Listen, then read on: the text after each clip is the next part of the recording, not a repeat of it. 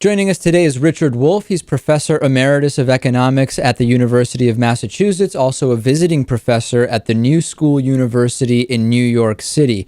Professor Wolff, we talked about this New York Times article, which outlined how, in spite of the American middle class being the wealthiest in the world for a long time, this is no longer the case. The article also looked at how the American poor are less well off than the poor in many European countries considered to be at a similar level of development as is the U.S. The New York Times article posited three different reasons for why this may be the case, but without going to those, I'll go to you. If you analyze the data, what would your view be as to why there has been this downfall in terms of the middle class in the U.S.? Well, I think the answer lies at the intersection of economics and politics, something that neither discipline by itself is usually able to grasp. If you pushed me and asked fundamentally the single most important reason, I would have to say that it's the history of the United States and Britain on the one hand versus that of continental Europe on the other. And the central reality is that during the Great Depression of the 1930s, in Europe, in England, in the United States, there was, with the exception of the fascist responses in Germany and Italy, a kind of dramatic swing to the left.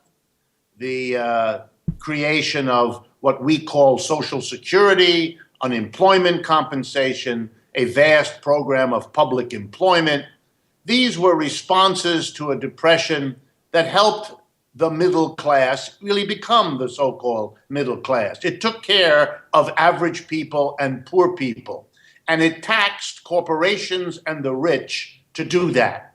That was done in France. That was done in the northern European countries, Scandinavia. It was done later on after the war in Germany and Italy as well. So you had the kind of New Deal, let's call it, that we had in this country replicated there. But after the war, a dramatic change. In the United States and also in Britain, but particularly in the United States, there was a massive movement to undo the coalition of labor unions, progressive intellectuals, socialists, communists, all of that bubble that had produced the demand for a New Deal from below, both here and in continental Europe. In the United States and England, that coalition was attacked and largely destroyed. Communists and socialists were converted from militants demanding a more equal society into evil agents of a foreign power, a very standard way to destroy internal dissent. We did that in the United States very successfully and followed that by a long, slow, but very successful decimation of the labor movement. At the end of World War II, for example, more than a third of workers in the private sector in the United States were members of a union. Today, less than 7% of private sector workers are in a union. So the bottom line is, without a militant movement from below, without a strong labor movement, you do not have the political force to require that the growth of the economy be shared, maybe not equally, but at least to some degree shared not only by the rich, but also by the middle and by the bottom. The reality of the United States, which is true more than it's true even in England, which is close to us, and way more than in Europe, is we were able to destroy the political forces that would have required corporations and the rich to share the wealth. And as a result, they don't share it. They haven't for 30 to 40 years. They can't do that in places like Germany, France, Scandinavia. They might like to, but they can't. The political situation is that their labor unions are relatively much stronger than ours. They have functioning socialist parties. Many of them have functioning communist or other anti-capitalist parties. And together, they create the political power that means capitalism cannot indulge its normal tendency to produce wealth polarized at one end and no middle and everybody else toward the bottom at the other. And I might mention that there's a big splash these days over a new book by a French economist named Thomas Piketty. And the irony is that book documents how and why capitalism can indeed, for long periods of time, polarize wealth and poverty, making a tiny minority very rich and the vast majority in more or less economic difficulty. It comes at a time when this needs to be understood so that Americans particularly, where the book has had the biggest splash of all, can begin to understand the structural problems they face when they talk about a disappearing middle class. Well, it seems that there's a general lack of awareness of the history of so-called supply-side economic theory and demand-side economic theory. And I've had this conversation with many guests on this program. And when you look at, even if we just pull out the last 100 or 120 years in the United States and you explore, well, what can we say definitively about what supply-side economic theory has done for us in the United States, cutting taxes to the rich and corporations with the idea that it will trickle down, versus the idea of demand-side economics, stimulus, making it so that the middle and lower classes have the money with which to purchase products and services. Don't the numbers, don't the facts and figures support the idea that we know for sure that demand-side economics works, and we don't really have evidence that supply-side economics actually functions the way we're told? Well, I guess I would politely and in a minor way disagree with you, Okay. David. And let me tell you why. Yeah.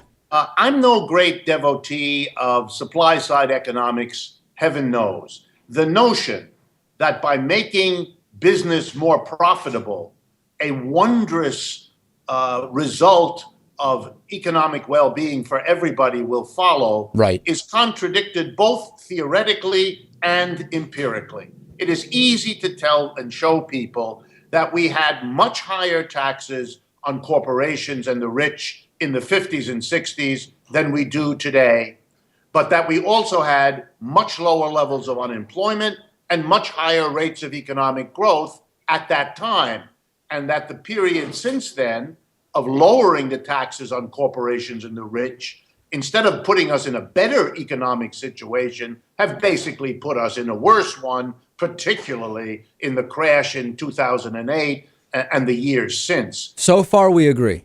Right. But here comes my answer on the demand side. I think it's equally theoretically and empirically highly questionable whether boosting demand from the bottom is some kind of magical way to get well-being and prosperity. It's very easy for, in a capitalist system, if you give a lot of money to people at the bottom, one way or another, that the employers, the ones who set prices and the ones who have an extraordinary power over wages, will be able to respond, not that we want them to, but are able in this system to respond to your demand side stimulus by pulling the money, in effect, out of the hands of the middle and the lower, and thereby, once again, putting the economy in a bad situation, a period of stagnation, and so on. So for me,